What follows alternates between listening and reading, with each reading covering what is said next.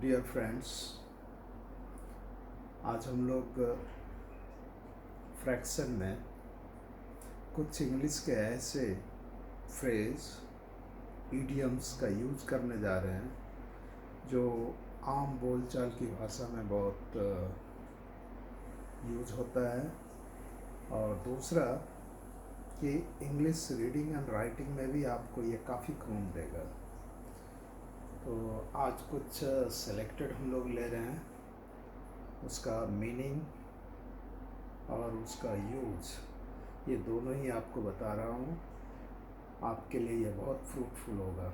Video ज़्यादा लंबा नहीं होगा क्योंकि इसको फ्रैक्शन में हम लोग बनाएंगे और टाइम टू टाइम ये आपके लिए अवेलेबल होगा।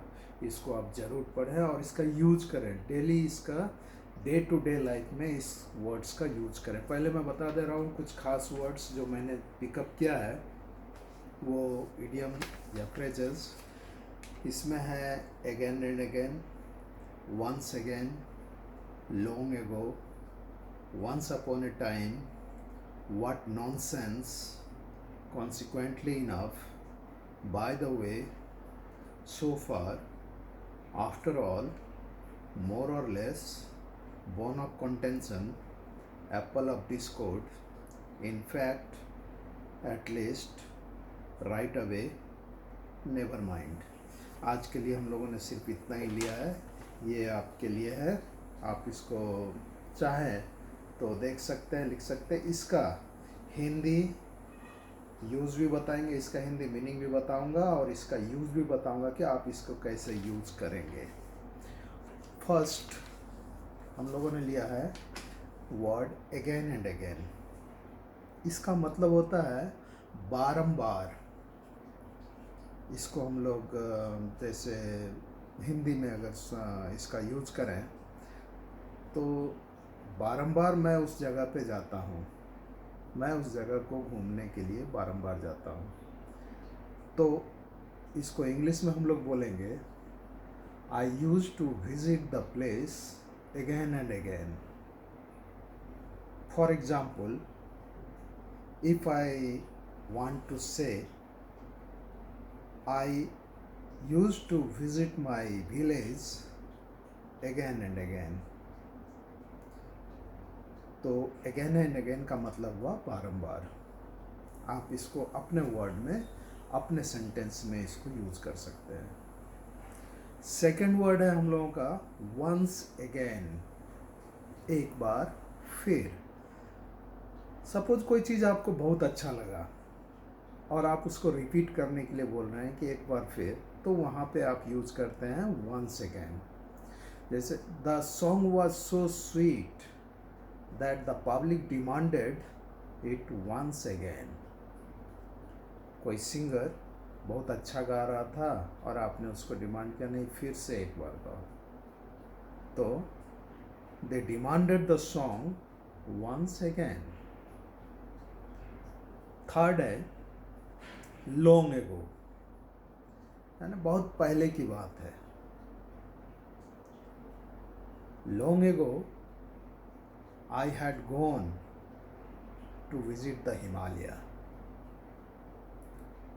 बहुत लंबे समय पहले मैं हिमालय विजिट करने गया था, मैं हिमालय घूमने गया था। You can make it in your own word. आप इसको अपने वर्ड में इस सेंटेंस को बना सकते हैं या अपने सेंटेंस में इस वर्ड को यूज कर सकते हैं आप अपने तरीके से। नेक्स्ट है वंस अपॉन ए टाइम, जिसको हिंदी में बोलते हैं एक समय की बात है। तो आप बोल सकते हैं इस सेंटेंस को, अगर इसको सेंटेंस बनाएंगे, और ये बहुत पॉपुलर है, once upon a time there was a king. एक समय की बात है कि एक राजा हुआ करता था। Once upon a time there was a man. इसके बाद सेंटेंस कंटिन्यू होगा। तो वंस अपॉन ए टाइम मतलब एक समय की बात है। नेक्स्ट है हम लोगों का वर्ड व्हाट नॉनसेंस, क्या बकवास करते हो। कभी कभी कोई जब इरिटेटेड बात बोल देता है, कोई ऐसा बात बोल देता है जो आपको यकीन नहीं है, तो आप उसको बोलते हैं what nonsense you are talking, what nonsense. या कोई गलत काम कर रहा है तो आप उसको डांट देते हैं what nonsense are you doing. तो व्हाट नॉनसेंस, क्या बकवास है। नेक्स्ट, कॉन्सिक्वेंटली इनफ, इसका मतलब होता है परिणाम स्वरूप, नतीजतन, परिणाम स्वरूप। इसको आप ऐसे बोल सकते हैं, I was member of a political party, या he was a member of that political party but he could not get the due respect from the party, consequently enough he left the party। अगर छोटा sentence में आप समझेंगे, वो उस party का member था, मेरा जो मैंने पहले सेंटेंस बनाया उसका मीनिंग हुआ वो उस पार्टी का मेंबर था, लेकिन उसको प्रॉपर रिस्पेक्ट नहीं मिलने की वजह से परिणाम स्वरूप उसने उस पार्टी को छोड़ दिया। जैसे he left the party because he was dissatisfied, और इसको दूसरे शब्द में, सिंपल शब्द में बोलेंगे तो he was dissatisfied from him, he was dissatisfied from the party, consequently enough he left it। okay. तो परिणाम स्वरूप किसी भी चीज़ में इसका यूज हो सकता है। जैसे there was much hub and bub in the society, there was much hubbub in the meeting, consequently enough the meeting was cancelled। next है by the way, by the way का मतलब वैसे, by the way वैसे तो, by the way he is my friend, वैसे वो मेरा दोस्त है। नेक्स्ट है so far, so far मतलब दो मीनिंग है इसका, अब तक और जहां तक। जैसे I have not receive the money so far, मैंने अब तक पैसा रिसीव नहीं किया है, मैंने अब तक पैसा प्राप्त नहीं किया है, यह हुआ अब तक। दूसरा अगर आप बताएंगे जहाँ तक, तो आप ये बोलते so far the question is concern, जहाँ तक इस सवाल, ये सवाल का संबंध है, जहाँ तक इस सवाल का संबंध है।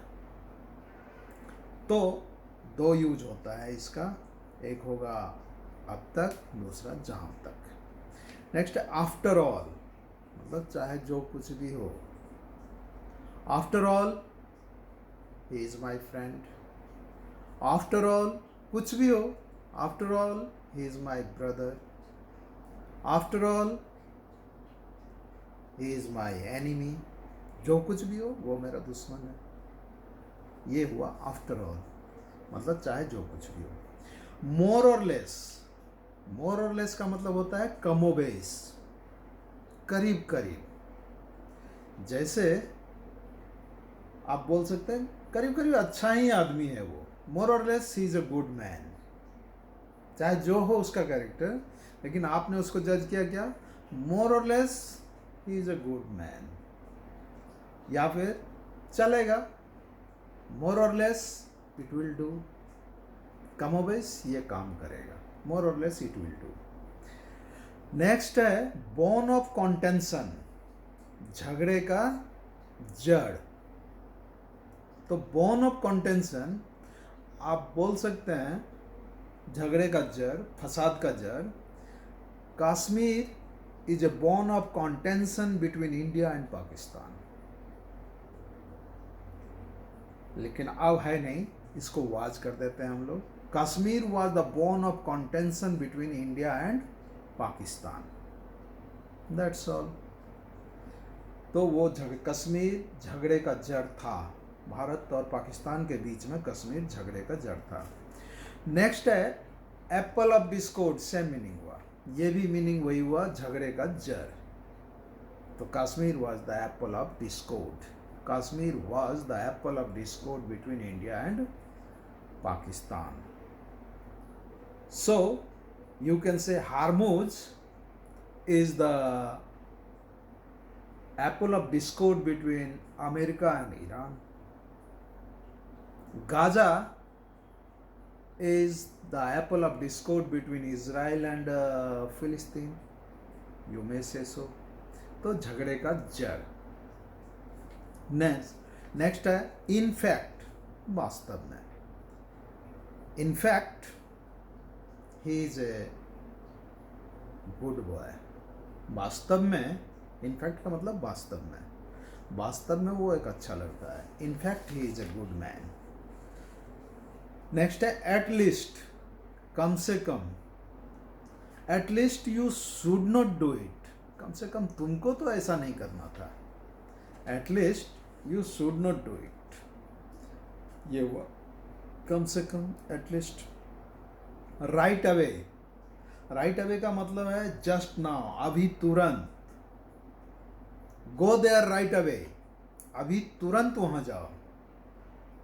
राइट अवे का मतलब अभी तुरंत, जस्ट नाउ। और लास्ट हम लोग देखते हैं नेवर माइंड। नेवर माइंड यानी कि कोई बात नहीं। जैसे आपके बॉस ने आपको कुछ बोल दिया तो उसकी बात को ज़्यादा सीरियसली मत लो। तो इसको हम लोग इंग्लिश में बोलेंगे never mind, because he is your boss. Never mind whatever be the consequences are, यानी परिणाम चाहे जो भी हो, रिजल्ट चाहे जो भी हो, चिंता मत करो। Never mind, not to bother.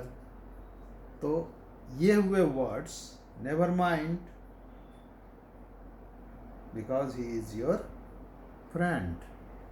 वो आपका दोस्त है, इसलिए आप उसकी उतना सीरियसली उसकी बात को मत लो, उतना चिंता मत करो। तो आज के लिए हम लोगों का इतना ही हुआ, लेकिन इसको आप लोग नोट करेंगे और day to day English use करेंगे। ये आपका इंग्लिश में आप यूज करेंगे डे टू डे लाइफ में, बहुत काम का चीज़ है ये, तभी जाकर के आपको फ्लुएंसी आएगा। ऐसे ही वर्ड को यूज करेंगे तो आपका फ्लुएंसी आएगा। मिलते हैं नेक्स्ट एपिसोड में, तब तक के लिए बाय बाय बाय।